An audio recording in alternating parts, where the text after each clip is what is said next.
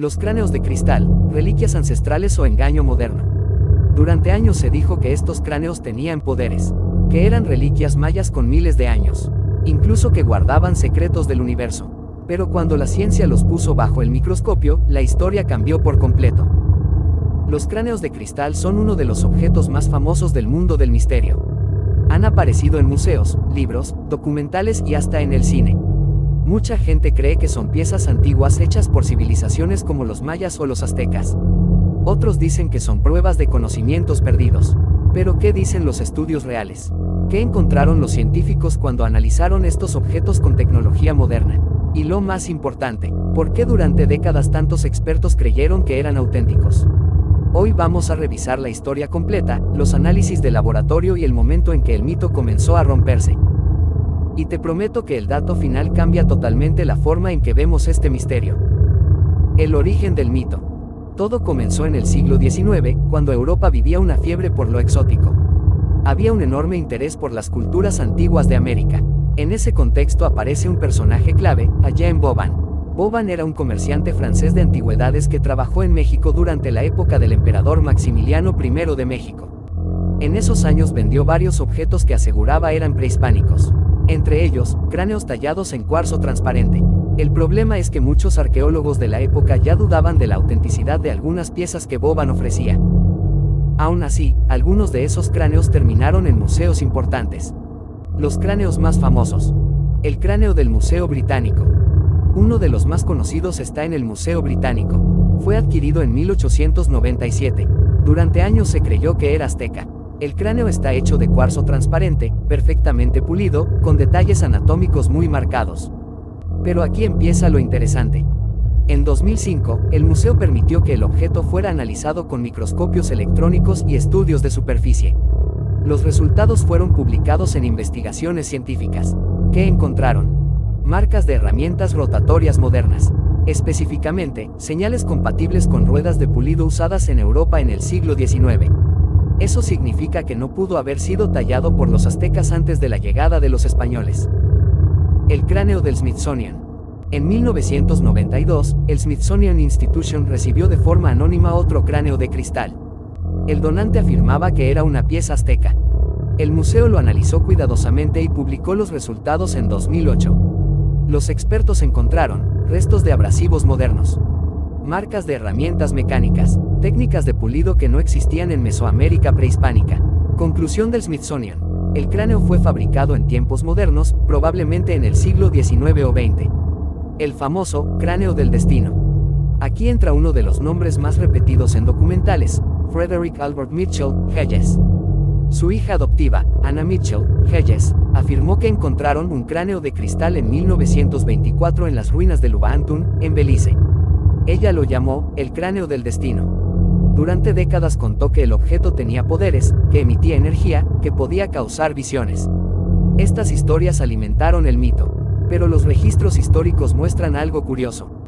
Documentos de subastas indican que Frederick Mitchell, Hedges compró el cráneo en 1943 en una casa de subastas en Londres. No hay evidencia documental de que haya sido descubierto en excavaciones en 1924. Además, investigadores que lo examinaron encontraron también marcas compatibles con herramientas modernas. El problema que cambia todo. Aquí viene el punto clave. Si estos cráneos fueran realmente prehispánicos, deberían mostrar técnicas de tallado consistentes con herramientas de piedra, arena y métodos manuales conocidos en Mesoamérica. Pero los estudios microscópicos muestran cortes uniformes y marcas de rueda rotatoria. Los pueblos mayas y aztecas eran extraordinarios escultores, pero no tenían herramientas de metal endurecido ni ruedas industriales. La diferencia es como comparar un corte hecho con cuchillo de piedra contra uno hecho con una máquina eléctrica. Y bajo el microscopio, esa diferencia se ve clarísima. Entonces, ¿de dónde vienen realmente? Varios historiadores creen que muchos de estos cráneos fueron fabricados en Alemania, especialmente en la región de Idar, Oberstein, famosa en el siglo XIX por su industria de tallado de cuarzo. En esa época, grandes cantidades de cuarzo brasileño llegaban a Europa, donde artesanos especializados podían tallarlo con herramientas modernas. Luego esas piezas se vendían como artefactos antiguos en el mercado internacional, aprovechando la fascinación por las culturas mesoamericanas.